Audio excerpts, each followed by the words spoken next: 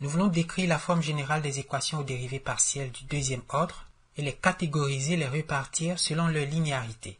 Et donc, comment reconnaître une équation différentielle aux dérivées partielles linéaires d'une équation non linéaire? On dit qu'une équation aux dérivées partielles est du deuxième ordre si on peut l'écrire sous la forme f de quelque chose égale 0, où f dépend des dérivées partielles au deuxième ordre de la fonction inconnue u, laquelle dépend de x, y, et éventuellement des dérivées partielles au premier ordre de la fonction u, qui dépend de x, y, et possiblement des variables x et y. On a donc une relation fonctionnelle entre les dérivées partielles au deuxième ordre, au premier ordre et les variables x et y. Je rappelle que ce d carré, il dénote la dérivée partielle au deuxième ordre de la fonction u, soit par rapport à x, ou de la dérivée partielle de u par rapport à y, ou de la dérivée partielle de u par rapport à x et par rapport à y, ce qu'on appelle les dérivées mixtes, n'est-ce pas? Donc tout ceci est représenté par le symbole d carré u, tandis que l'opérateur d1 peut dénoter la dérivée partielle de u par rapport à x, ou la dérivée partielle de u par rapport à y. D'accord? Donc on a d2 ici et d1 ici. Et on dit d'une telle équation que c'est une EDP du deuxième ordre, puisque l'ordre de dérivation le plus grand est 2, et d'inconnu, la fonction u qui dépend des variables x et y. J'écris u de x, y. On peut aussi écrire u de x1, x2. On peut aussi écrire u de t, x. Le choix des variables indépendantes x, y, x1, x2, tx, a, b, u, v, z, w, etc. n'a aucune espèce d'importance. Par contre, il faut noter que u peut être un champ scalaire ou un champ vectoriel. Si u est un vecteur ou un champ vectoriel, on ne parle pas d'une équation aux dérivées partielles, mais d'un système aux dérivées partielles. J'appelle SDP un système aux dérivées partielles, mais si u est un scalaire, alors on parle d'une équation aux dérivées partielles. Donc ici, on a une équation alors qu'on a un système ici. Et nous verrons bien sûr un ou deux exemples de systèmes aux dérivées partielles. Une équation ou un système aux dérivées partielles d'ordre n s'écrit f de dn u de x, dn-1 u de x, etc. jusqu'à d1 u de x et x égale 0. Et x est un vecteur, je l'ai noté x1, x2, ou si vous voulez xy, ou tx. En général, c'est le vecteur x1, x2,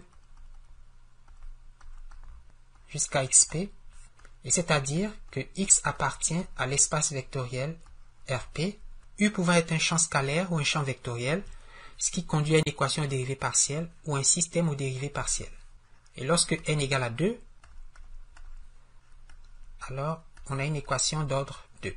Nous voulons maintenant distinguer les équations linéaires de celles qui ne le sont pas. Donc, on dit qu'une équation aux dérivées partielles ou un système aux dérivées partielles est linéaire. Je prends le cas particulier des équations d'ordre 2, puisque ce sont ces équations qui vont nous intéresser. Si on peut l'écrire sous la forme somme de AK de XY, en supposant que le champ scalaire U dépend de XY, j'aurais pu choisir X1, X2, j'aurais pu choisir TX, etc., fois la dérivée au kème ordre de U de XY égale à une fonction qui dépend de XY pour tous les cas inférieurs ou égaux à 2. Et ces coefficients AK de XY sont bien sûr des fonctions. Et voyez que ces fonctions ne dépendent pas de U, n'est-ce pas? Elles ne dépendent que des variables X et Y. Et ici, nous avons la dérivée au kème ordre, au premier, au deuxième, au maximum d'ordre 2, puisque k inférieur égale à 2, et qui est égale à une fonction de xy, laquelle ne dépend pas non plus de u. Et toute équation, et c'est-à-dire toute relation fonctionnelle f, qui a cette forme et qui peut s'écrire sous cette forme, est dite linéaire. À côté des équations linéaires, il y a ce qu'on appelle des équations aux dérivées partielles quasi-linéaires. Ce sont des équations qu'on peut écrire somme des AK, et cette fois, les coefficients AK peuvent dépendre de la dérivée au premier ordre, donc des dérivées partielles de u par rapport à x ou par rapport à y, de u, de x et éventuellement de y, mais pas des dérivées partielles d'ordre 2, seulement au premier ordre, multiplié par la dérivée partielle au deuxième ordre de u et qui est égal au second membre b2, b1u, u, x et y. Le dp est donc linéaire au sens où nous l'avons dit, mais par rapport aux dérivées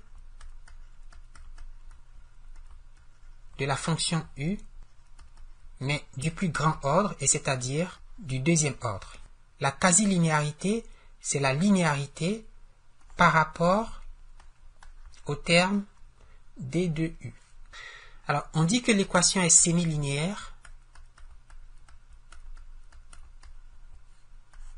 si elle est quasi-linéaire et que les coefficients AK ne dépendent que des variables x et y. N'est-ce pas? Elles ne dépendent ni de u, ni de ses dérivées successives, mais seulement des variables indépendantes. On dit alors que l'équation aux dérivées partielles est sémilinéaire. Elle s'écrit donc la somme des AK de xy fois d carré de u égale au second membre b de d1u, u, x, y. Donc, il suffit qu'il y ait dans AK l'un de ces termes, ou dans B l'un de ces termes, pour que la fonction soit, si l'on peut dire, absolument non linéaire.